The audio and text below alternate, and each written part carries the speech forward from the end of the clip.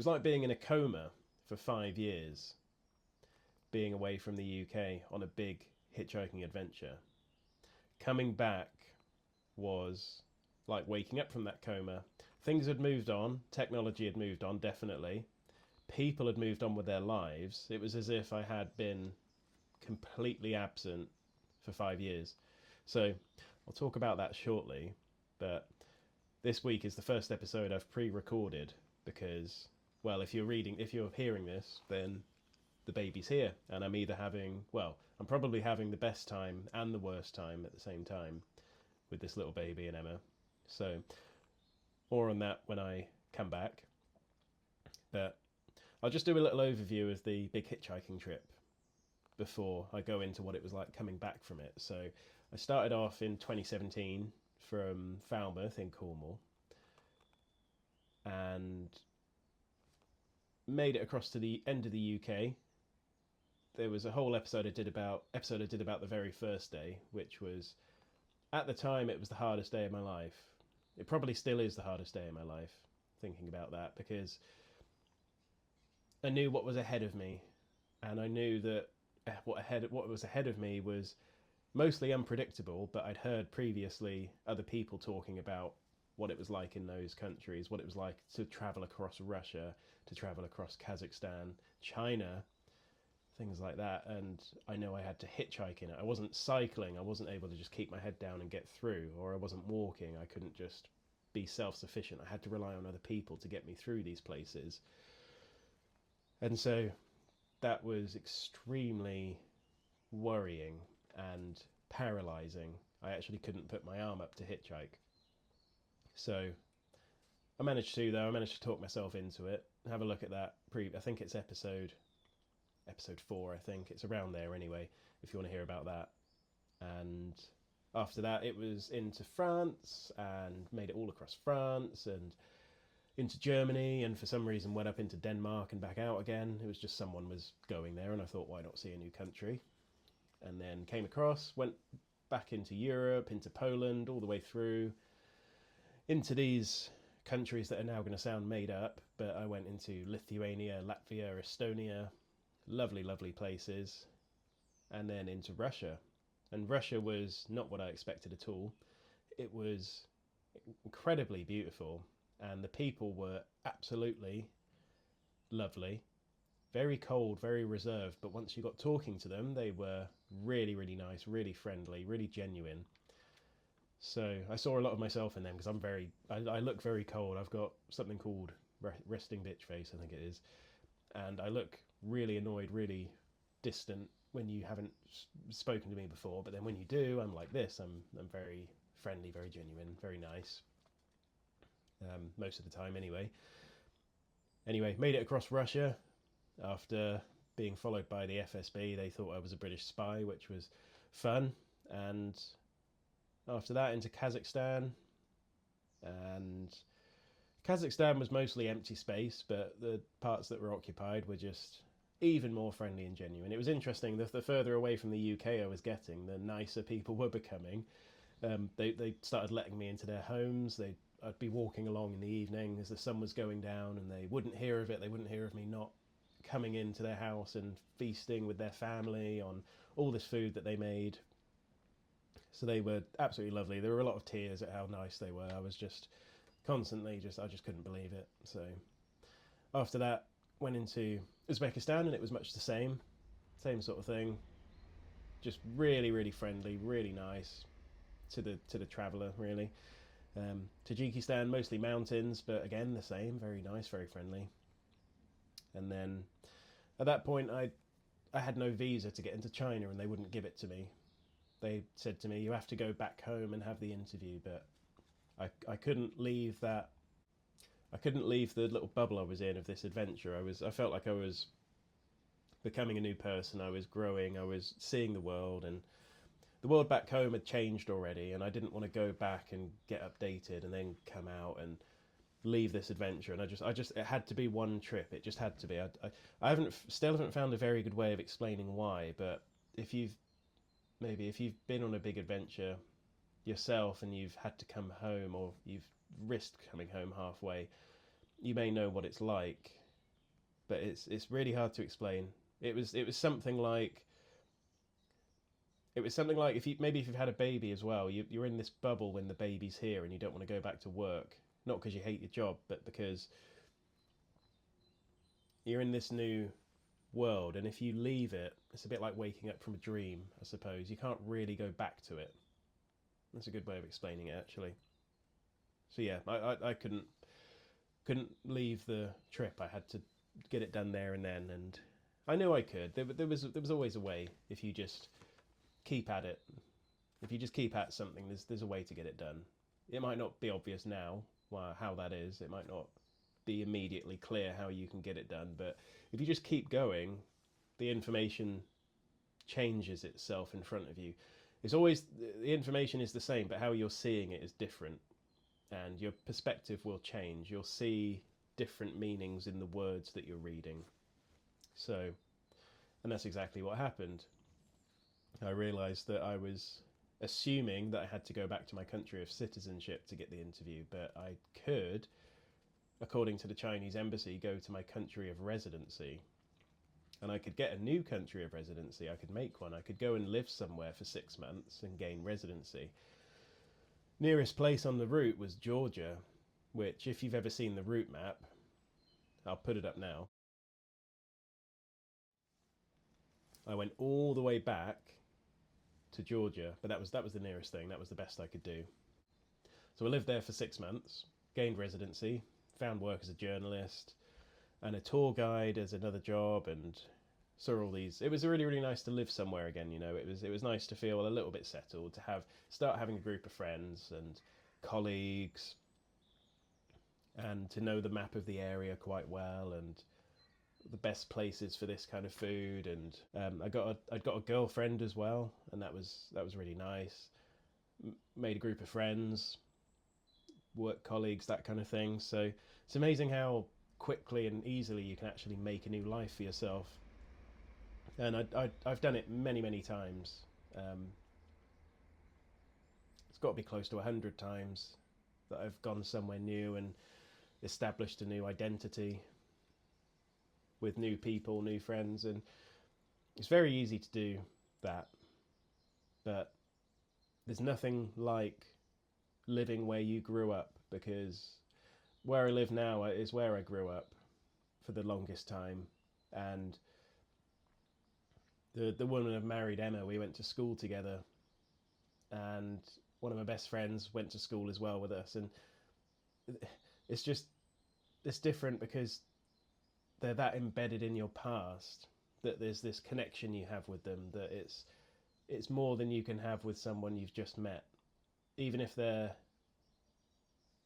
the most like you, the most best friend ever, like, it's not, they weren't with you in the beginning. There's something about that there's just, I think this is why I've returned to Gloucester, because it's the place I'm most rooted, I suppose, and it's one of the furthest places back in my past, I think. So that's why I've come back here. But you can, if you're unhappy, you can start again anytime. It's very easy to do. It's very frightening to do that. It's very frightening to leave. It's very unnerving, very unsettling. And it will be really, really hard if you do, because you'll be starting again. You won't have any friends. You won't have a job. You won't have all this stuff that you take for granted. But you'll be free to make it better again. So there was a whole episode about that again. I think that was episode 5, I'm not sure. But anyway, I had to leave Georgia eventually, unfortunately. I had the visa in my hand, which I couldn't quite believe. And that was it. I'd set off again. Made it through China. China was nothing to recommend. It was probably the worst country I've been to. Of all the countries on this trip, China's the only one I wouldn't say catch a plane and go to. Definitely don't go there. It's extremely Orwellian, and I know that people use that word quite freely these days, and it's a bit of an exaggeration, but it was an authoritarian nightmare. Really, it was like being inside 1984. Every street corner, there were people watching you, sometimes checking your bags. There were either cameras everywhere, and by everywhere I mean about once every 100 meters. there was no part of the city, Kashgar, the first one I went to, there was no part of that city that wasn't visible by camera. And if there weren't cameras, there were false cameras that made you think you were being watched. And on the roads, because Kashgar, it goes, as you come out of the city and go across the northwest of China, you have to go through a lot of desert. And obviously they can't fund that. They can't fund cameras all through the desert. But what they did have was little posts with red and blue lights on that were always flashing to make you think that you're being watched. The police are watching you. And also what they had was little stands that flashed as you go by. And they were called number plate recognition things. And I could tell that they weren't real. I don't know why. They were a bit too plasticky, a bit too frequent, and it was just funny. You constantly felt like you were being observed, watched, judged, and the people were very scared to do anything that was out of the norm. And one of those things was picking up a hitchhiker, but there was the odd person here and there that would, and they were people I'd describe as belonging more in the West. They were really free-thinking types, and they probably saw the hitchhiker as a representation of free thinking. So they'd always pick me up. They'd be the best people, really. Absolutely amazing. So they'd always invite me in and give me food. And if they were busy as well, they'd always buy me a meal at a service station. They'd make sure I was okay, you know. So they were lovely. But if you visit China, you probably won't meet those people because you have to be hitchhiking to see them come out, really. But anyway, that was China. Next came Southeast Asia. Southeast Asia went fairly quickly because by that point I was at the end of the trip and I just wanted to get it done. So went all the way down to Singapore, and by that point enough people were following the trip that two of them actually said, I'll pay for your flight, half of your flight to Australia to get you to the next part, and they did. And so that's how I hitchhiked to Australia. So that took about 2 years, and then I was in Australia for 3 years, and again I'd rebuilt my life there. I'd gotten a girlfriend, I was studying accounts for a counselling diploma, so I had a university, whatever, and I had a job, several jobs. We'd moved a couple of times together, me and this girlfriend, and that was that. And so leaving that was really, really difficult. I won't go into it now, but we were in love. We thought we were going to get married, and it just didn't work though. She didn't want to come back to the UK, and I don't blame her. The weather's terrible. It's not a poor country, but things are very expensive now, and in Australia they're not. People are quite rich. People are very happy. There's a lot of land. It's sunnier, or it's much warmer. So on paper it's a much better country, but I couldn't live there. It wasn't my home. The more I was there, the more homesick I got. So I had to come back. And then I did, and I got the flight. Obviously we had COVID happening, so that was quite frightening because I didn't think I'd ever be able to come home at one point because the flights were grounded, and we didn't know if COVID was around forever and if it was always going to be us in lockdowns. I know a lot of people have their own stories about that, but mine was I didn't think I'd ever be able to come home. So eventually though, the flights came on, and I booked one of the first flights back to the UK, 47 hours. It went from Western Australia to the Far East to Tokyo and then back to the UK, so sort of a J shape, I suppose. And then coming back, it was like emerging from a coma. I remember seeing people, but they looked different. Everyone looked a bit different. They just looked like they'd been through some changes as people. You know, people had gotten married in that time. People had maybe had a kid. My model of that person, so to take my friend Jack, for example, when I met him again, last time I saw him, he was at university still. And he had a certain girlfriend, and he was quite anxious about leaving university and what he'd do. You know, everyone had their own little worries, had their own little life plan and this and that. But jump ahead 5 years is a long time, and a lot had happened in that time. And he was now living in Brighton, in a flat, with a job, and he'd just broken up with another girlfriend. And not being around for that was quite upsetting for me as a friend, because I hadn't been around with him for the first breakup, hadn't been around during all this worry about should I move, should I stay, should I get this job, that job, and celebrating this new girlfriend that he was now breaking up with after years. So it was like being in a coma. I'd missed a lot, and that was just one person. Everyone else, one of my friends was engaged, and my mum had a boyfriend when I'd left, and there was a lot going on with him, and he turned out to be a really horrible person, and I wasn't around to give her a hug when it all fell apart, that kind of thing. And she'd now moved house, which was it was just strange, a lot happening. And what needed to happen as well, when you're away for 5 years, it's not all these superficial updates that you miss, it's the development of each person. Everyone grows over time, for better or for worse, and so they actually become a different person. So what I had to do was get to know this person again. So thankfully in Australia, I'd done really well with investing. I didn't have to work for 6 months, so I could afford to just travel to this friend, travel to that friend. For about 4 months, I was just staying with a friend for 2-3 days, going to see a family member for 2-3 days, seeing a friend. And then by the time I'd seen everyone, the first person was free again and they could spend time with me. So it took months to catch up with each person, to adapt my image of who they were, what they wanted, because their goals had changed, their priorities had changed, my goals and priorities had changed. So we had to spend a lot of time just updating each other on who we were, which is really strange, because I thought that when I came home, things would just be the same. I don't know why I thought things would be the same, but they definitely weren't the same.